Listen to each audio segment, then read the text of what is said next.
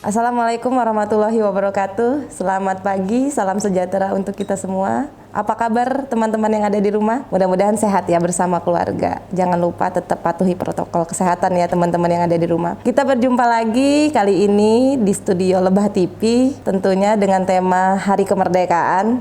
Sahabat milenial Lebah TV, kali ini kita kedatangan narasumber yang sangat luar biasa. Beliau adalah Ketua Ansor Kota Bandar Lampung, tetapi juga ada beberapa komunitas-komunitas yang sudah dinaungi oleh beliau.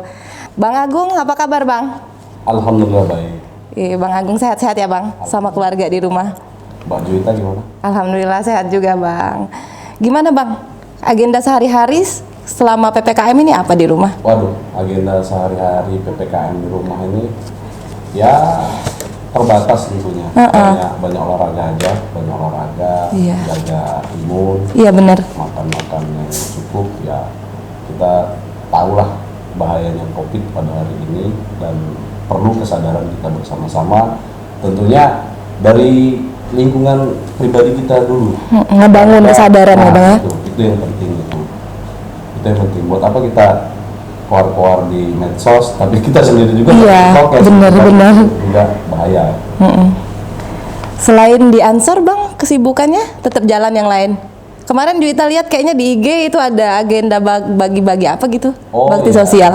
Ya kemarin ya, itu berbagi untuk warga COVID, bagi-bagi sembako yang diadakan oleh Sport, Electronic Sport Indonesia di beberapa kecamatan tentunya. Banyak ya Bang ya, tetap jalan ya walaupun PPKM. Iya, pelan-pelan. Lihat. Iya, banyak soalnya dia itu sering lihat postingan-postingan di Instagram.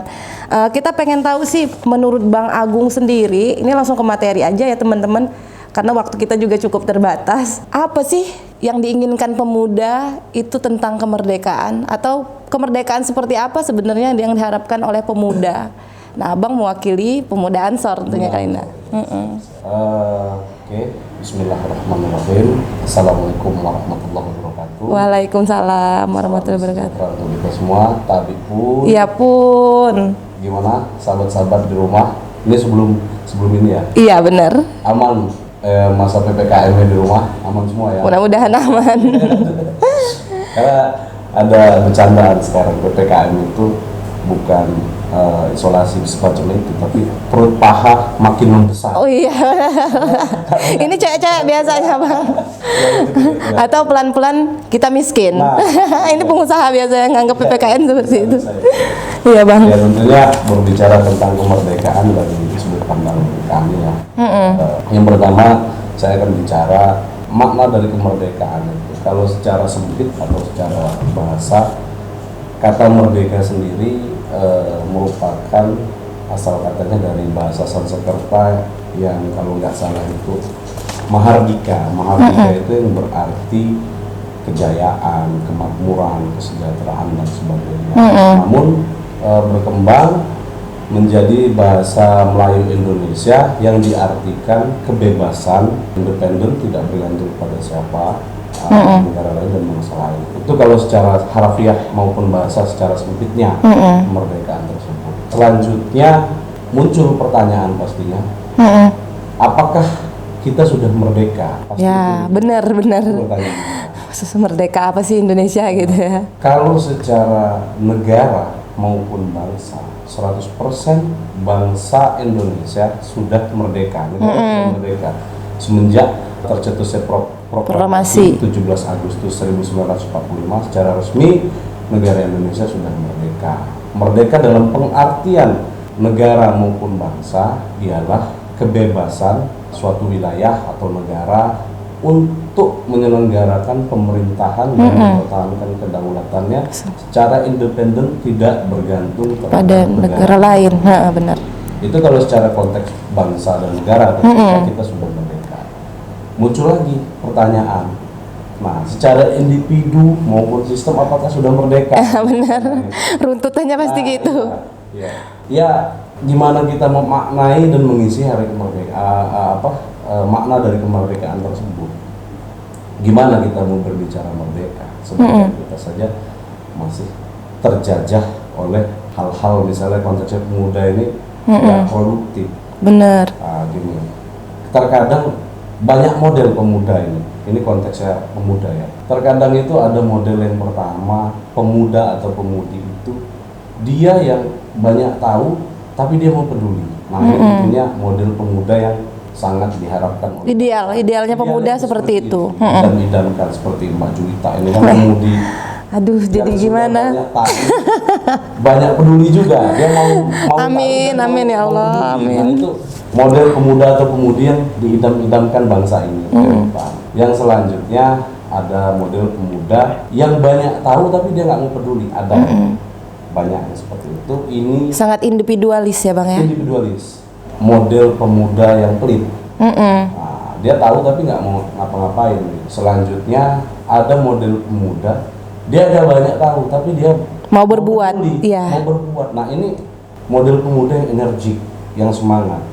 Nah, ini juga, wah ini lumayan lah daripada yang nomor 2 tadi. Yang berbahaya itu pemuda yang terakhir ini golongannya. Apa Yaitu, Bang? dia udah nggak banyak tahu apa-apa, Nggak mau berbuat. Ya, kita sih masih belum ngerti ini contoh pemuda ini mau diapain kan? Benar. Seperti apa gitu kan? Kira-kira cuma ngabisin stok oksigen aja lah di Bandar Lampung ini. Tapi pemuda sekarang yang nggak berbuat apa-apa juga, rebah-rebahan juga sekarang berdampak untuk negara Bang. Selama PPKM, rebahan.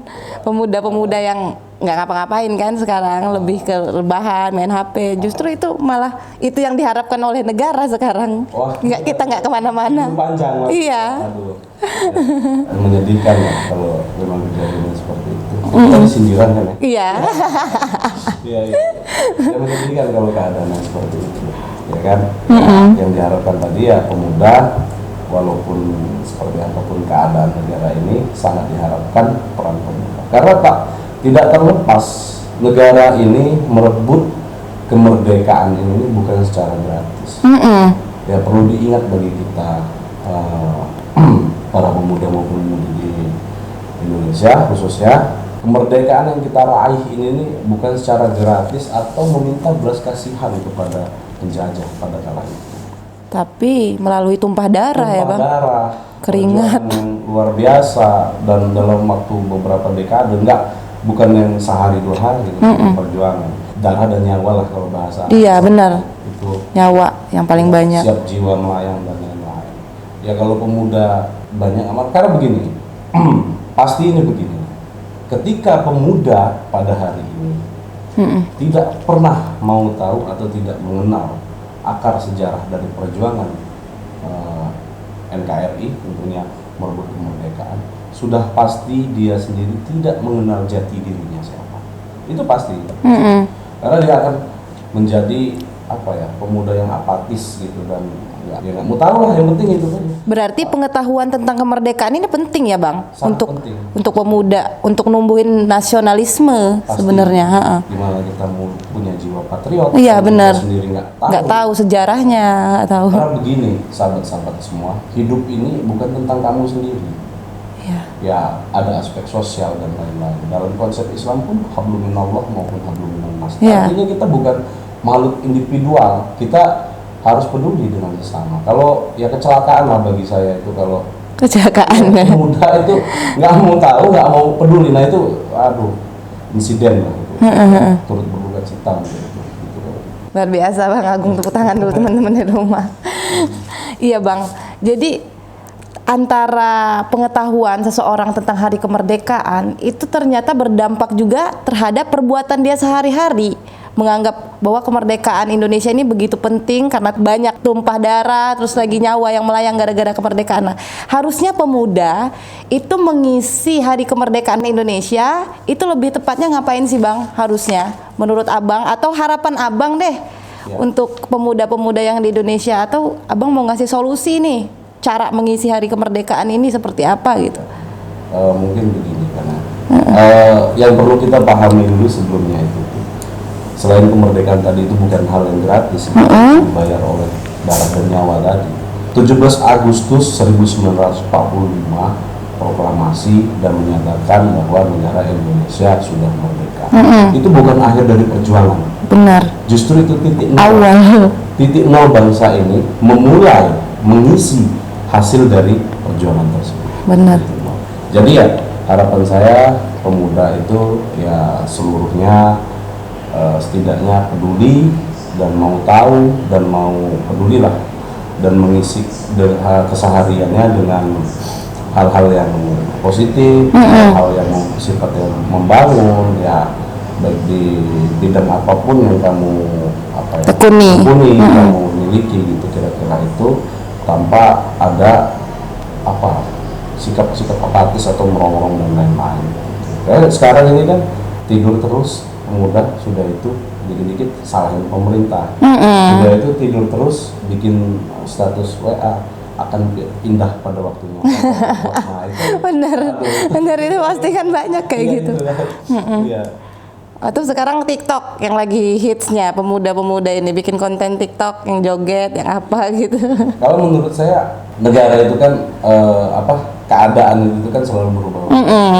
Gimana kita dinamis ya Bang? Ya, gimana kita menyikapi secara bijak. Kalau TikTok itu hanya digunakan hal-hal yang nggak bermanfaat, Instagram atau medsos digunakan untuk hal-hal yang tidak bermanfaat dan cenderung mubazir, ya tentunya ya rugi gitu kan. Kalau kita siasati medsos maupun teknologi perkembangan zaman pada hari ini dengan bijak, contohnya bisa aja medsos itu pemuda kreatif ya bisa jualan, bisa berbagi informasi, bisa jadi wadah diskusi dan lain-lain, kan lebih bermanfaat saya kira. Harusnya pemuda mengisi kemerdekaan itu dengan hal-hal yang sangat bermanfaat berarti ya. Betul. Kalau dia pengusaha mungkin dia lebih fokus untuk merekrut orang-orang ikut usaha dia. Ya, minimal dia share lah trik. Iya, bener, gitu. Harusnya gitu. Ya. Berarti pemuda ini harus aktif dan produktif tentunya ya Bang? Tentunya, pastinya. Nggak bisa kita benar-benar mikirin diri sendiri atau individualis tadi.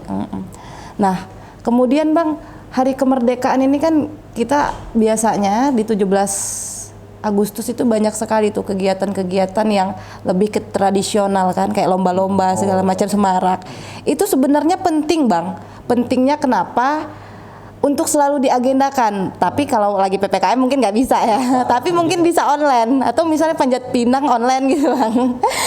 Kenapa penting? Bahwa harusnya pemuda punya peran. Kalau Juwita inget-inget dulu di kampung itu setiap mau 17-an misalnya tanggal 15 atau 16-nya itu ngumpul kan. Ngumpul misalnya mau pembentukan panitia 17-an. Nah, kenapa? Itu masuk peran pemuda juga kan. Walaupun kelihatannya itu nggak seberapa ngepek gitu loh, tapi bahwa itu penting untuk dilestarikan. Menurut Abang sendiri gimana?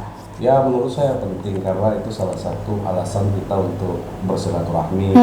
Kan dalam satu daerah atau kampung tersebut kan kayak Mbak Juwita nih, tinggal di kecamatan mana, di daerah mana, aktivitasnya bekerja atau kuliah atau lain-lain, itu keterbatasan silaturahmi. Bener, sosialisasinya pasti kurang. Ada momentum itu dan itu kita manfaatkan sebagai momentum silaturahmi, dan jangan lupa ya perlombaan lah, makan kerupuk, lomba karung, tarik tambang, itu kan secara filosofinya kan itu mengingatkan perjuangan ya Bang, perjuangan itu meraih sesuatu. Bener. Kalau jadi bukan hura-huranya. Iya, benar. Ya. Tapi kan pemuda-pemuda menganggapnya malah seperti itu, atau orang-orang yang sudah merantau ke kota, kuliah, kemudian balik kampung ngelihat acara-acara gitu, apa sih gitu? Ya. Apa sih nggak penting ya kan? Ini salah satu yang harus diedukasi juga sebenarnya ke teman-teman di rumah, bahwa perayaan 17-an diisi dengan kegiatan-kegiatan seperti itu termasuk peran pemuda untuk mengisi kemerdekaan, tetap melestarikan dan mengingatkan bahwa ada darah perjuangan di setiap hari kemerdekaan. Seperti itu ya Bang? Betul. Setuju. Nah selanjutnya Bang, karena kita ngelihat kekinian gitu, makna kemerdekaan itu kan banyak banget, kompleks tadi ya Bang ya. Pemuda tidak punya pengetahuan tentang sejarah hari kemerdekaan tersebut, kemudian tidak punya kepedulian untuk berbuat, kemudian juga atau dia tidak diciptakan ruang-ruangnya untuk dia peduli dengan masyarakat. Contohnya dia sibuk kuliah, kemudian terlalu aktif kegiatan-kegiatan perkuliahannya yang sekarang notabene online gitu kan, sendiri di kamar. Jadi dia nggak mentingin sosialisasi dengan orang-orang sekitarnya gitu. Nah ruang-ruang yang mengkungkung atau istilahnya seperti perkuliahan dan lain-lain tadi, atau kegiatan-kegiatan dia yang membuat dia tidak peduli terhadap lingkungan sosialnya, mungkin itu juga menjadi alasan Bang, bahwa hari kemerdekaan itu sekarang mengalami degradasi, tidak sebegitu penting gitu loh. Kalau Abang sendiri melihatnya apa sih makna kemerdekaan untuk hari ini gitu loh? lebih tepatnya? Iya, tadi ada pertanyaan gimana semacam mahasiswa atau mahasiswi yang terkungkung oleh keadaan dengan adanya PPKM inilah ya gitu ya, individualisme, sehingga banyak aktivitas di rumah membuat dia sendiri nggak mau bersosialisasi. Ya memang model mahasiswa selain pemuda ada model-model mahasiswa juga. Iya, banyak ya. Salah satunya ada mahasiswa atau mahasiswi yang kupu-kupu. Iya. Kuliah pulang? Itu kuliah pulang. Akhirnya dia sendiri nggak mau bergaul, dia juga nggak mau aktif di manapun. Menurut saya itu mahasiswa atau mahasiswi merana gitu. Ketika nanti sudah selesai ya sudah gitu kan. Kalau yang misalnya kayak Mbak Juwita aktif di beberapa lembaga atau organisasi kemahasiswaan, tentunya itu juga ajang silaturahmi. Begitu sudah alumni tetap tersambung di grup WA atau ada apa misalnya acara-acara tertentu, terkadang sesekali nengok kampus, ngeliat junior sesekali ngisi materi di sana. Itu kan jadi semacam aktivitas yang produktif juga gitu. Gitu. Tapi bayangin sama mahasiswa atau mahasiswi yang kupu-kupu tadi, kuliah pulang, ya udah selesai di situ, putus juga ini silaturahmi dia, karena nggak ada media atau alasan untuk kembali lagi, kecuali ya reuni umum lah itu, atau acara-acara pernikahan atau undangan atau apa, ya mungkin hanya itu. Nah, makna kemerdekaan pada hari ini ya kita merdeka dalam arti sesungguhnya itu tuh sejauh ya Bang? Ya, bagaimana supaya merdeka secara misalnya negara, secara ketahanan pangan. Untuk saat ini gimana Indonesia? Kira-kira udah merdeka belum secara ketahanan pangan? Itu tadi, bangsa dan negara sudah merdeka, tetapi secara pribadinya gimana? Nggak objektif ya Bang ya? Itu tadi.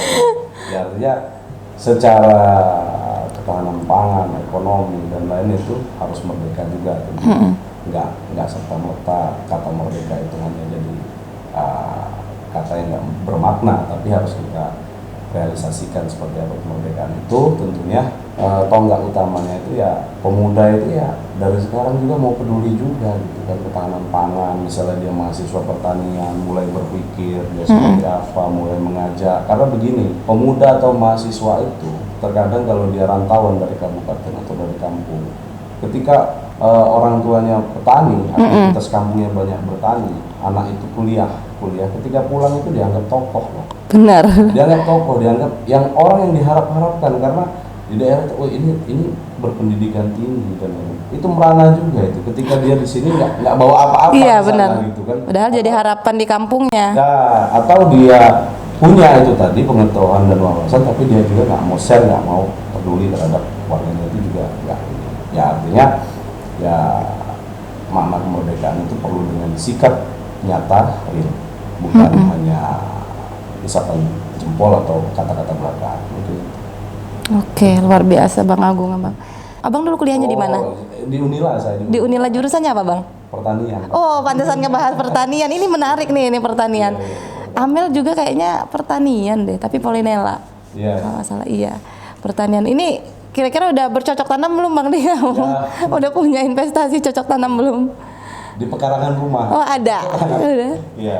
Iya, tapi ada juga lembaga yang untuk edukasi gitu ke masyarakat Bang, sebagai bentuk pengabdian. Abang sebagai alumni dari pertanian. Enggak lah. Enggak ya?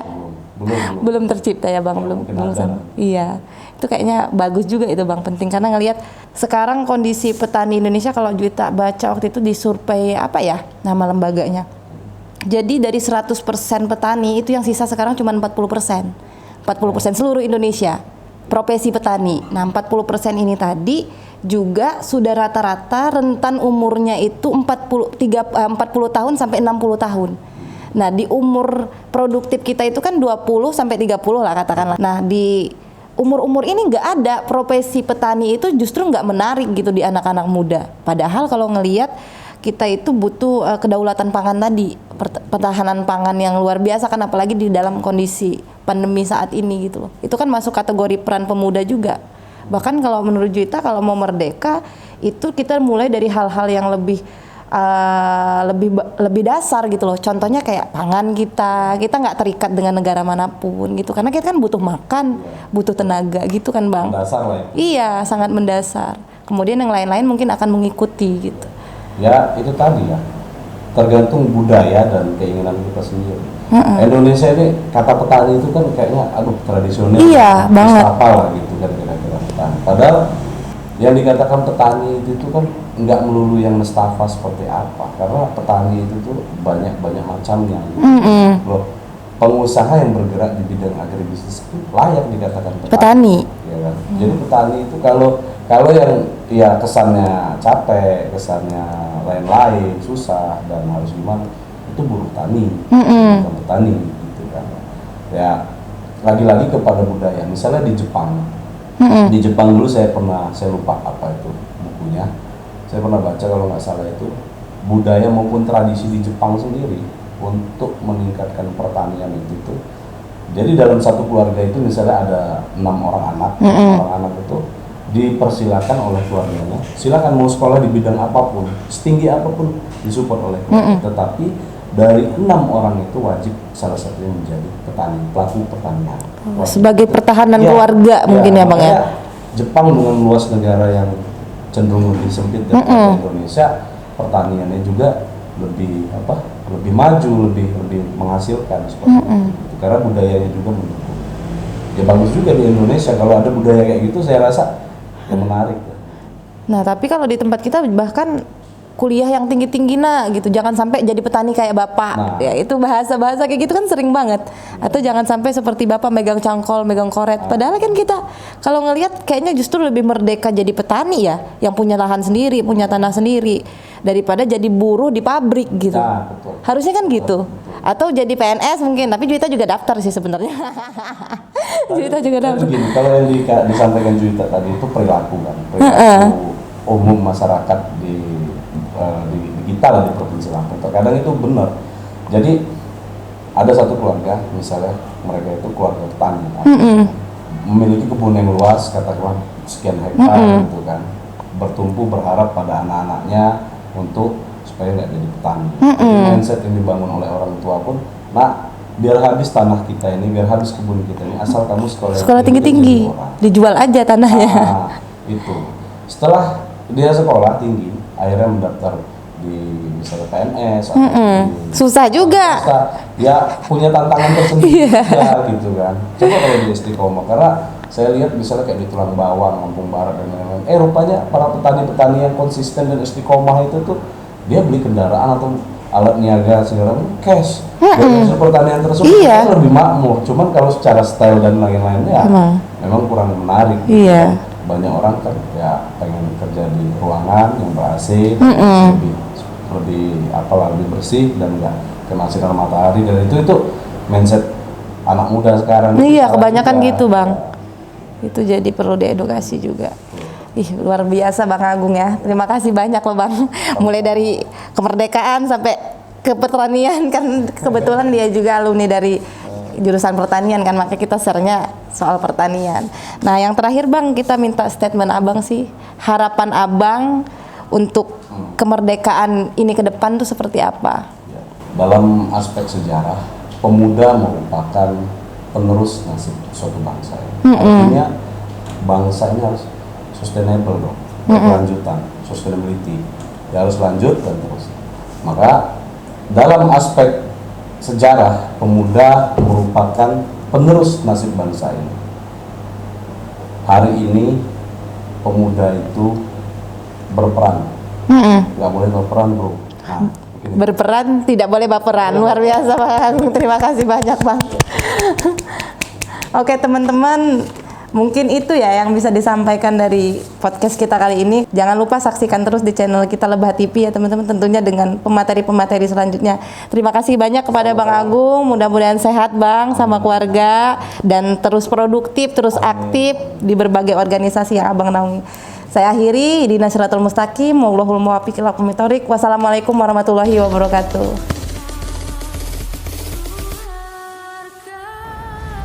Assalamualaikum warahmatullahi wabarakatuh. Kepada seluruh rakyat Indonesia, khususnya teman-teman Lampung, saya mengucapkan selamat Hari Kemerdekaan. Merdeka! Indonesia tangguh, Indonesia tumbuh.